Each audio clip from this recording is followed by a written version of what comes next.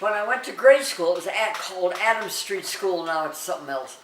I had friends, of course, and one of them was Shirley Henning, and one of my friends was Shirley Hanson. Shirley was a very popular name because of Shirley Temple.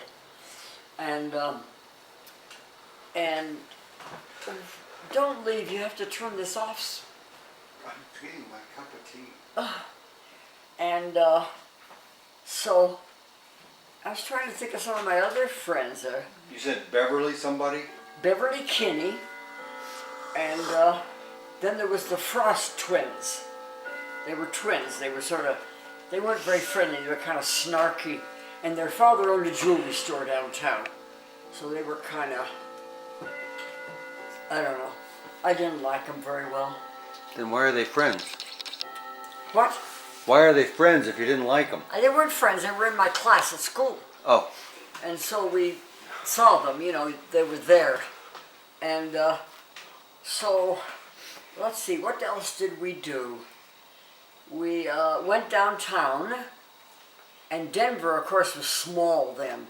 It wasn't anything like it is now. And all the movie houses were downtown, except some little neighborhood ones. That most neighborhoods had some little movie house that didn't show, first class movies, but showed other kinds of movies. And we'd go there if we had 25 cents to get in and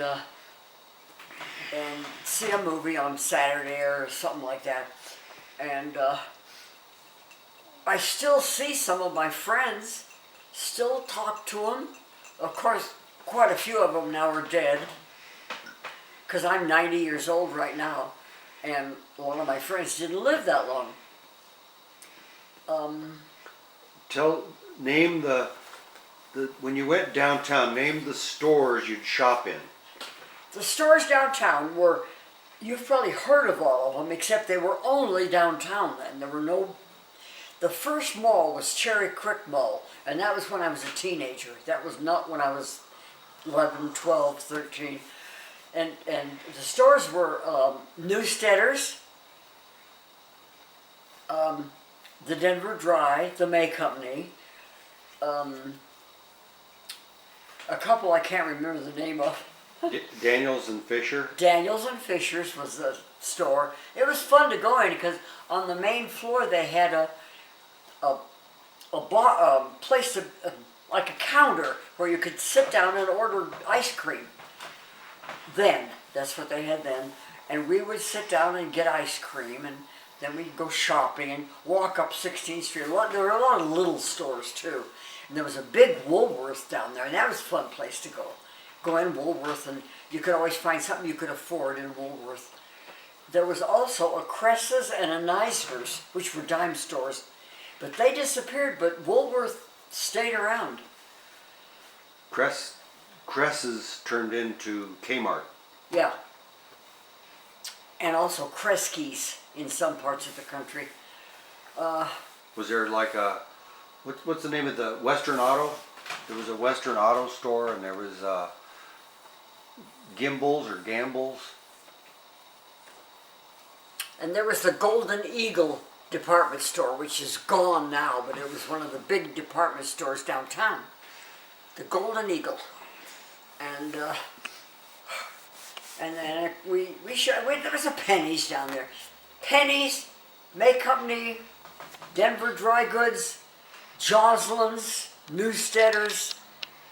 That's about all the big department stores there were down there.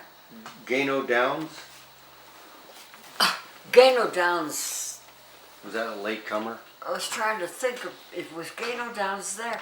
Gano Downs, I think, was there, but it was too expensive, so we didn't go there. And what about the shoe stores? The what? Shoes. Shoes. Well, all the big department stores had a shoe department, but there were a couple of shoe stores like Burt's. Burt's Shoes sold kind of medium-priced shoes, and sometimes we could afford them. Not always. And let's see, shoes was separate. Was there Florsheim? Florsheim was down there. I never went in there because it was mostly men's shoes. Oh. And What's the shoe place that Dad used to buy shoes from? It was called Naps or something like that. Started with a K. well, Naps or Nap Nose? Shoes was a guy that came to your house in the evening and showed you shoes. And then you were supposed to buy the ones that you liked from him. Then he'd ship them to you. What? He would ship them to your house. Yeah, you pay for them and then you get them. Yeah, that's right. And he bought a couple pair of those, but you could go downtown into Florsheim or any of those stores and buy shoes, so you didn't have to buy from him. I think some of those stores were still there in the late 1950s and early 60s when I was a kid, because I remember going into one of the 5 and dime stores and they had bins of toys along the counter. They Was just that had, 16th Street? yeah, there was lots of bins, and I think it was Kresge's, but I'm not sure. It was what? Kresge? Kresge's was Cress's in Denver. Cresses? Yeah, Cress's they called it. And across the street from it was what they called Neisner's. And Neisner's was unique because it was a dime store, but they had, in the middle of the store, they had a kind of an island, and there was a lady sitting in there with the piano and music and playing music, so you hope that you'd buy a piece of sheet music.